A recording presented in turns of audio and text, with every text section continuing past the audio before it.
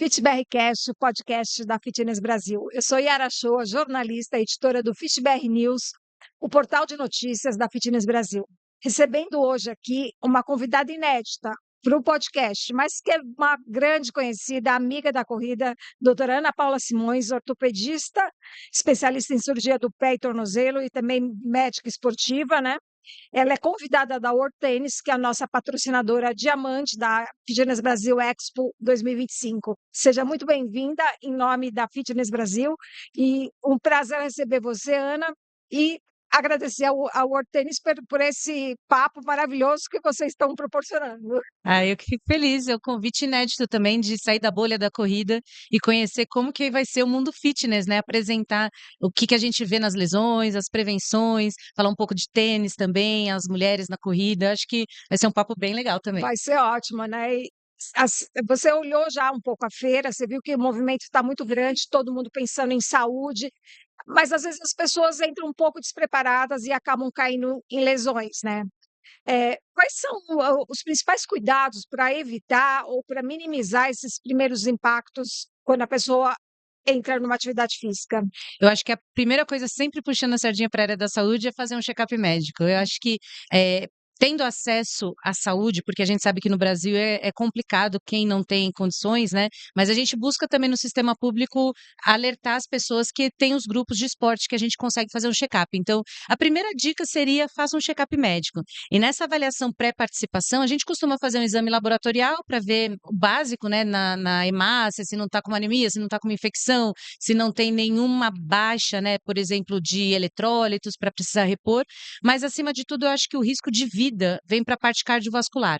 Então fazer um eletrocardiograma, fazer um exame para ver se o seu coração aguenta aumentar a frequência cardíaca, porque a atividade física nada mais é a definição de você aumentar a sua frequência cardíaca durante uma atividade. Então, a gente aqui parada não estamos em atividade, nossa frequência está em repouso, né? Quando a gente aumenta a frequência, o nosso coração começa a bombear e é aí que entram as pessoas que têm comorbidade, que desconhecem, acaba vindo a óbito, tendo infarto, alguma coisa, porque o coração não aguenta aquela frequência aumentada. Então, a gente precisa descobrir nessas pessoas se elas podem ou não fazer atividade física com esse check-up. É a primeira dica. E uma vez tudo certinho, começo a fazer. Aí começa. E tem essa coisa de escolher tênis, tem um tênis melhor, um tênis pior, qualquer tênis serve para qualquer atividade. Explica um pouquinho sobre as diferenças, né, até de pisada e que tipo de calçado, principalmente, a gente deve escolher no início. Quando a gente define uma modalidade esportiva, inicialmente, o ideal é que você escolha um tênis que seja baseado naquela atividade. Um exemplo, a caminhada, um tênis que seja com amortecimento, um tênis apropriado para não ser um impacto muito grande. Se você escolher um futebol, que seja uma chuteira apropriada, o basquete, com sistema de estabilidade. Então, cada modalidade esportiva tem um setorzinho lá na loja já direcionado para aquele esporte, inclusive para evitar torções, escorregamentos, né? Porque dependendo da quadra, onde você for praticar, se não tiver a parte de baixo, né, o solado adequado, você pode vir a torcer o pé. Então, a escolha do tênis, primeiramente, tem que ser baseada no esporte que você vai fazer. Depois dessa questão da pisada, a gente pede para quando a pessoa tem uma alteração muito grosseira, né, ou para dentro ou para fora, que é a pronada ou a supinada, que sejam tênis que a pessoa coloque e se sinta confortável. Então, quem pisa muito para fora tende a virar o pé. Então, a gente pede para evitar aqueles tênis muito altos, muito molengões e fofos, né, com bastante sistema de amortecimento, porque senão vai ter uma tendência deles virarem o pé. E o contrário, aqueles que são mais pronadores, que pisam para dentro, precisam ter uma estabilidade para o pé não cair, senão acaba forçando as estruturas também. Então, a pisada, ela é o início ali da avaliação que a gente fala que precisa ver se existem grandes deformidades que possam atrapalhar o esporte. Então, não é mito você olhar para o seu tipo de pisada na hora de escolher o tênis, né? Não, não é um mito, mas ele não é preditor de lesão. Então, tem gente que pisa um pouquinho para dentro, um pouquinho para fora, e isso não significa que ele vai se machucar. A gente começa a se preocupar quando a pessoa tem excessivamente a pisada para dentro ou para fora e coloca um tênis que eventualmente sugere ali um aumento de carga. Eu costumo falar, sabe como? Um pneu do carro que está torto. Então, se a pessoa está andando com o pneu torto, às vezes distâncias curtas não fazem diferença, mas se você vai pegar uma estrada, pode ser que fure o pneu. Então, é nesse sentido. Se você pisa levemente errado, isso não faz diferença, mas se for excessivamente, se você for fazer uma maratona, pode ser que dê uma bolha ali no final, um machucado mais sério. Vamos falar um pouquinho de corrida. Então, você falou maratona, e hoje em dia as pessoas conhecem já a distância, já sabem que maratonas são 42, 195, e só que tem muita gente que mal começou a correr já quer correr uma maratona, né? Quais são os riscos disso? E falando de tênis também, assim, como maratona também está em alta, né? Correr uma maratona é um desejo de muita gente. Também os tênis de placa, né? Que surgiram hoje, qualquer iniciante sabe que existe tênis de placa.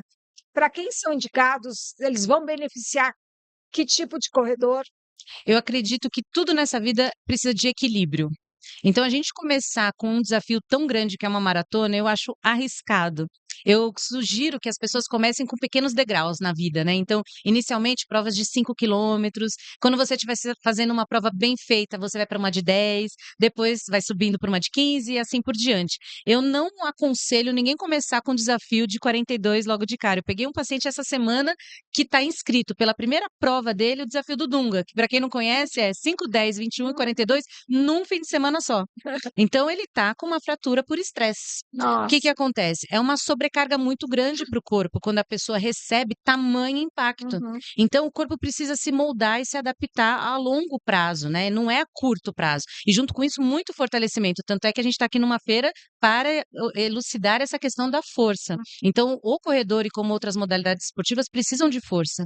E aí, entre os tênis também, com a nova tecnologia, as placas, elas também ajudam o corredor e as pessoas a correrem mais rápido. Mas você imagina, uma pessoa que nem corre direito, está iniciando e já coloca uma coisa que te empurra para frente. Aí acaba aumentando também a chance de lesões, porque a pessoa não está com o corpo preparado para tanta tecnologia. Então, a sugestão também é começar com os tênis mais simples e ir acostumando, e depois você compra uma Ferrari para dirigir, né? Não É, é logo de cara. até pegando essa analogia de carro, se eu colocar um tênis de placa iniciante, é como você der a chave de uma Ferrari para um recém-carta habilitada, é isso? Exato, a tendência do corpo é usar músculos que ele nem preparou ainda para ser acionado. Então a gente prefere que o atleta comece com pequenos, assim, pequenos gestos, pequenas distâncias, pequenos desafios, e assim como o tênis apropriado num primeiro momento que seja do esporte, né, que no caso é a corrida, e depois investe, até porque esses tênis tecnológicos eles custam praticamente o dobro do preço. Então, também esse investimento ele precisa ser cauteloso para você não desperdiçar. Então, a gente costuma recomendar só para treinos de mais qualidade e provas, e quando a pessoa está com experiência. E quem vende esse tipo de produto precisa estar preparado também, né, para indicar, fazer a indicação certa, né? Ah, essa é a parte mais que eu falo que é do ser humano, né? Porque eventualmente a pessoa, se ela é comissionada, ela pode ser sugerida a querer vender algo mais caro. E também não é errado, se a pessoa tem muito dinheiro, querer comprar um tênis de placa para passear no parque. Uhum. Mas é aquela história, se a gente for pelo bom senso, o ideal é que você faça uma venda para o seu cliente de uma forma honesta, porque ele vai voltar para comprar depois aquele tênis de placa com você. Uhum. Então, pensar sempre em primeiro lugar no bem-estar, e a pessoa vai falar assim: olha, agora eu já gastei esse tênis, estou indo melhor, eu queria aquele tênis que você me falou que eu não estava preparado. Fica até como um desafio, né, para o cliente voltar. A gente tem visto, até saiu uma pesquisa da Olímpicos falando do número de corredores, né, 12 milhões de praticantes no país, mas Nossa. a gente não precisa nem da pesquisa, é só ir no Parque Ibirapuera ou em outros parques da cidade, pelo Brasil todo, você vê um aumento de praticantes, né? Você percebeu isso também? Isso também está refletindo no seu consultório? Nossa, muito. Eu falo que a minhas consultas eram das pessoas com dores, e agora são os atletas e as pessoas querendo iniciar o esporte ou com as dores do esporte. Então, houve um crescimento absurdo no consultório, mas eu percebo que também existe essa coisa de rede social que está muito forte, de querer mostrar um resultado que talvez não é necessário. Eu acho que essa coisa de velocidade, pace, entregar resultado, está vindo muito forte também com os jovens. Aham. Então, eu acho que cabe até o alerta para todo mundo que está vendo a gente, que tente respeitar o seu corpo, evite se comparar, né? E a gente estava falando de corpos agora há pouco, Uhum. né? Sobre a gente se sentir bem. Em primeiro lugar, também tem que estar a saúde. Então, esse boom está acontecendo, mas cada um sabe onde o calo aperta. Então, se tem um diabetes, se tem uma pressão alta, se está sobrepeso, se tem uma depressão, tudo isso, esses fatores, a gente chama intrínsecos, eles mexem com o que a gente também vai desenvolver no extrínseco, que é a corrida, né? Então, a gente precisa cuidar desses fatores que só a gente tem, só só em casa a gente sabe onde o calo aperta, né? Então precisa ser tomado essa liberdade de começar o esporte de forma gradual. É, como é que os grupos de corrida transformam a saúde e a sociabilidade? A gente sabe que é interessante entrar para um grupo de corrida como a gente tem, né, o Marcos Paulo, né, que é um treinador que nos orienta, mas também vale aquelas crios, né, o pessoal que se junta para correr. Tem essa parte de diversão, eu falo, claro que é importante ter acompanhamento profissional, mas também dá para se divertir juntando uma galera, né? Essa é uma das que a gente considera 5 coisas da Blue Zones, que é a que faz a gente ter longevidade.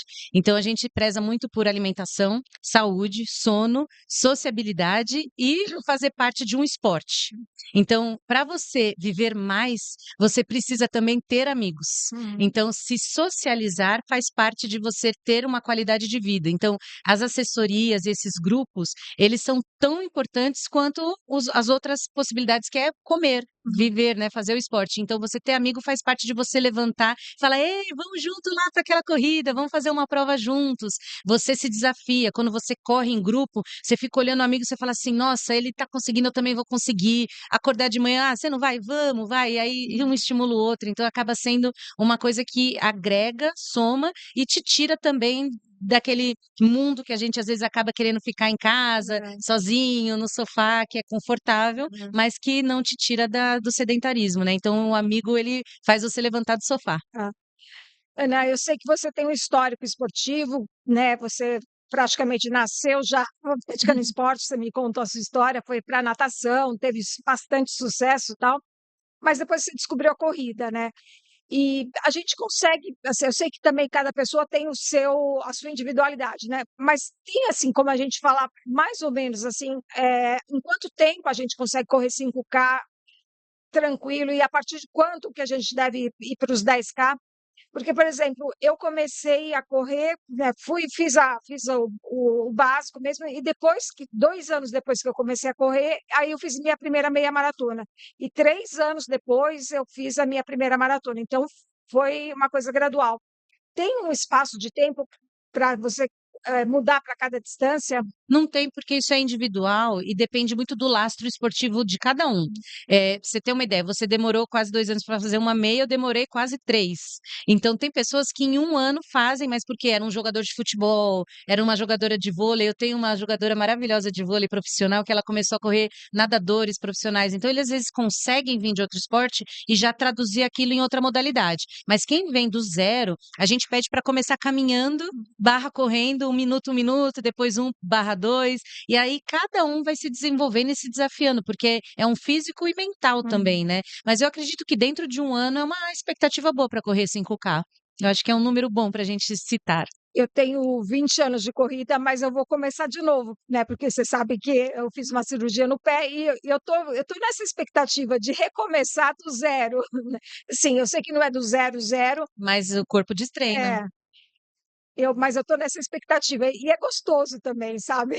Sim, é um novo desafio, né, e é uma meta para você assim que você estiver recuperada. Então, para quem está voltando de lesão, a gente sempre fala que esse destreino começa a acontecer na primeira semana parado, então o corpo não pode voltar da onde parou, então nada de voltar da onde você estava. Aham, Vai ter que fazer de novo um retorno para o esporte, mas fica tranquila que existe uma memória. Então o aham. nosso corpo, ele vai se lembrar mais rápido do que se você tivesse começado do zero. Então você vai precisar progredir, começar no corre, caminha de novo, só que vai ser muito mais rápido do que foi da primeira vez.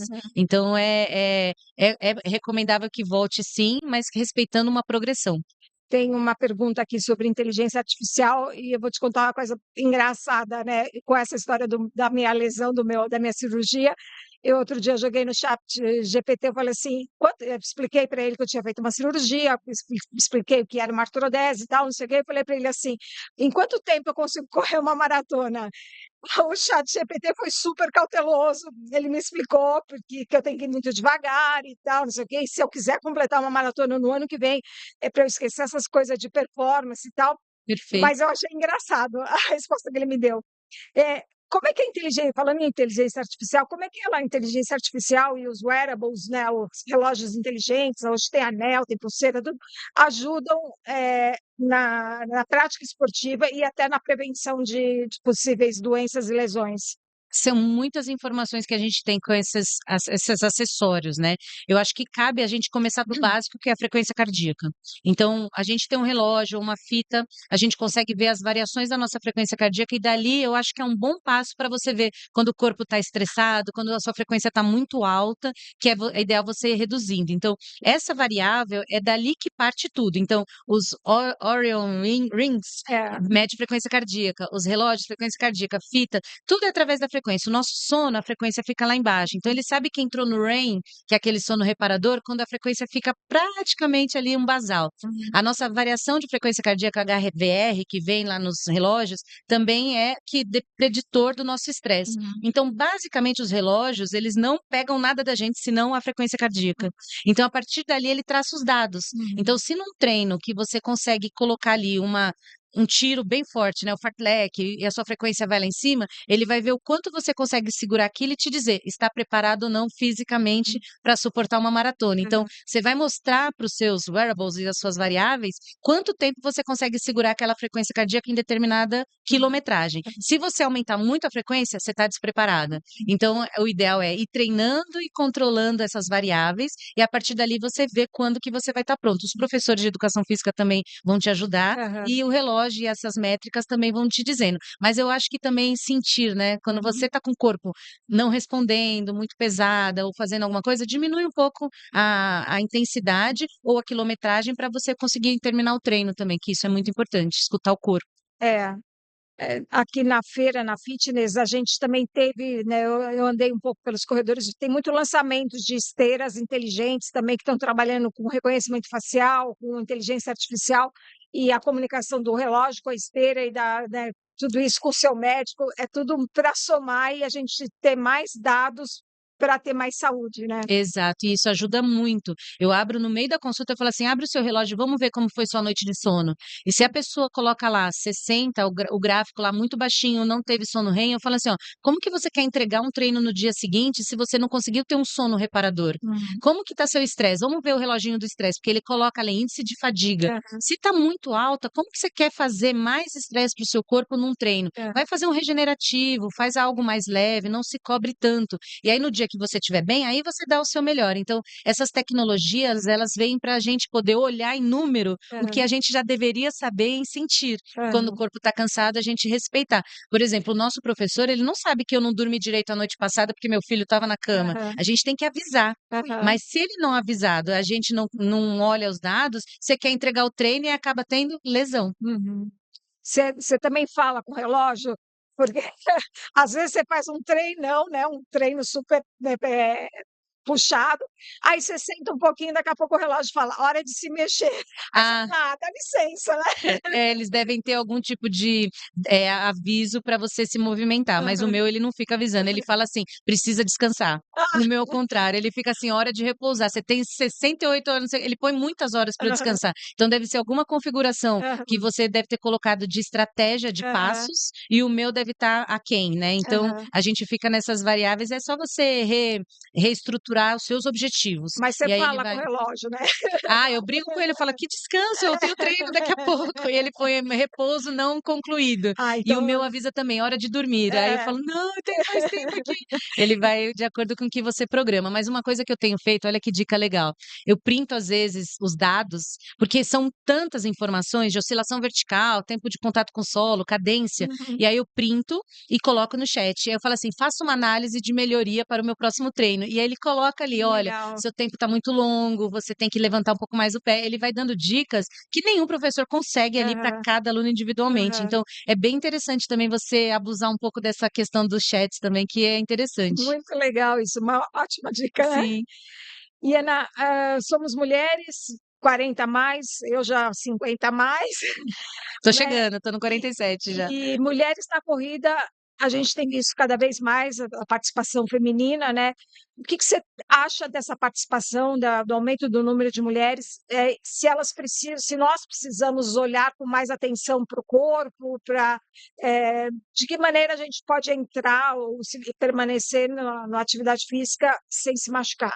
Olha, eu acho que a mulher está buscando o seu espaço desde a hora que a gente saiu da cozinha para ir trabalhar fora, né? Então, a cada ano, cada virada, a gente se percebe que a gente pode estar onde a gente quiser, em qualquer esporte, em qualquer profissão. Então, a corrida, quando naquela época já falavam mulher não pode correr, não deve correr, que a gente viu a Catherine sendo expulsa lá da Maratona de Boston, a gente abriu ali portas para mostrar que a gente sim, a gente consegue estar onde a gente quer estar, só que precisa de treino, como todos os seres humanos, né? A diferença é que os homens têm os hormônios masculinos, como a testosterona, e a mulher, a progesterona e estrogênio, que difere.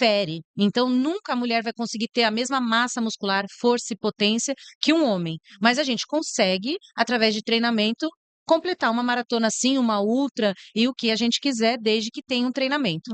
A questão é que com o envelhecimento celular, fisiológico de todo mundo, a gente vai perdendo os hormônios, assim como os homens. Então, a andropausa também está para a menopausa. Então, a gente, falando de mulheres, tem que lembrar que os homens também têm queda hormonal, mas só que as mulheres, talvez os nossos hormônios são tão sentimentais que a gente acaba ficando sensível, acaba engordando um pouco porque o metabolismo fica muito lento. Então, essas dificuldades, né, que é o calorão, né, que a gente tem dores e afins, elas conseguem ser controladas com uma avaliação ginecológica e, eventualmente, uma reposição hormonal feminina, que são os hormônios femininos, progesterona e estrogênio. Então, muito cuidado por aí quando algum médico prescreve os hormônios que não são femininos, porque tem uma indicação precisa para usar os hormônios. E quando a mulher consegue fazer essa suplementação, assim como também uma boa dieta, noite de sono e um manejo de estresse, a gente consegue manter no esporte por mais tempo e, inclusive, participar de provas e estar feliz aí dentro da nossa logística, porque também a gente equilibra vários pratinhos, né? Boa, nem fale isso. Então a gente tem que também colocar a cabeça no lugar, porque a gente não tem como se comparar com a Ana e a Yara de 20 anos atrás. Então a gente também tem que colocar a cabeça ali no lugar e falar assim: não, eu vou fazer tudo que eu tenho que fazer do meu controle, mas existem coisas que são a degeneração celular que não está no nosso alcance. E falando em provas, em planejamento, quais são os seus próximos objetivos? Estou treinando para a Maratona de Chicago Ah, e, se Deus quiser, eu vou pegar o índice de novo para o Mundial, que vai ser em Cape Town ano que vem. legal. Que a gente participou de Sydney, que eu fui a quinta melhor brasileira, fiquei muito feliz da categoria, da idade, né? Que eu falo das velhas. E aí, ano que vem, Cape Town, Chicago e depois Cape Town. Chicago é daqui um mês e pouco? Tá aí já. Tá aí, dia 12 de outubro. 12 de Olha que outubro. maravilha. Eu, assim, com o pé machucado, não, pé Em em recuperação. recuperação, eu tenho índice para Boston. Uau! Eu, né, peguei na Maratona de Valência e só estou esperando agora a abertura das inscrições, que é agora em setembro, para ver se, porque eu tenho 3 minutos de folga. Se não cair essa diferença, eu estou dentro. Vai dar certo. Mas vai dar certo e eu vou para Boston só para completar, porque eu sei que não vai ser a época de performance, mas acho que eu consigo, né, Vai Ana? conseguir, vai ser lindo, porque o que vale é baixar as expectativas de aquele sonho de entregar tempo. Aham. Eu acho que a gente tem que colocar ali para todo mundo que está ouvindo a gente, que você viu a Sifan Hassan falando agora lá em Sydney, Sim, a eu vi. frase dela: "Eu queria ser como vocês, de poder parar para fazer xixi no meio da prova. Eu queria ser como vocês de olhar para o fotógrafo e dar um tchau". A gente pode, nós somos amadores, então É. permita-se curtir a prova, cada segundo daquela prova maravilhosa, olhar para as pessoas, fazer high five, eles entregam laranjinha no meio da prova, então as crianças, então permita-se divertir, esquece tempo, E vai ser sempre é feliz. tempo de começar, né, Ana? Sempre, não existe idade, não existe corpo, não existe se está faltando uma perna, a gente pode colocar numa cadeira de rodas e uma muletas ou uma prótese. Então a gente consegue, basta, obviamente, treinar e querer. Que a gente fala assim, não é só querer, a gente tem que treinar É. também, porque a gente tem força de vontade, mas para fazer esses desafios, a gente precisa se preparar, porque eu já participei como do outro lado de médica de prova e eu vejo que existe muito despreparo. As pessoas querem participar por causa desse boom realmente favorável do esporte, mas a gente precisa ter o olhar para a saúde. Então, a gente vê óbitos acontecendo em prova, lesões, pessoas chegando arrastadas. Isso, para mim, não é aquela superação que a gente busca nas pessoas, que é chegar feliz, sorrindo e com saúde. Então, eu queria que as pessoas que vissem a gente buscassem ajuda no sentido de educador físico, de uma nutricionista da área da saúde, para poder completar uma prova e chegar com um sorriso. Aí sim é superação. Então, olha lá para a câmera e fala para a galera do seu Instagram e convida o pessoal do fitness para te seguir também. Ah, galera Fitness Brasil que está vendo esse podcast, vamos lá para a gente poder falar de saúde, lesões, prevenções, porque eu não quero ver ninguém machucado, eu quero ver esse mundo cheio de energia para a gente contemplar tudo que a gente veio passar aqui nessa terra, né? Que é estar feliz e viver, acima de tudo. É arroba, Doutora Ana P. Simões. maravilha. Ana, obrigada mais uma vez pela entrevista. Obrigada, World Tennis, por proporcionar esse bate-papo incrível. Sim, Marcos Carneiro, um beijo, obrigada pelo convite. E é isso, a gente está de portas abertas para você. A hora que você precisar, Fitness Brasil está aqui para te atender também. Uma honra, obrigada. Obrigada, Maravilhosa. maravilha.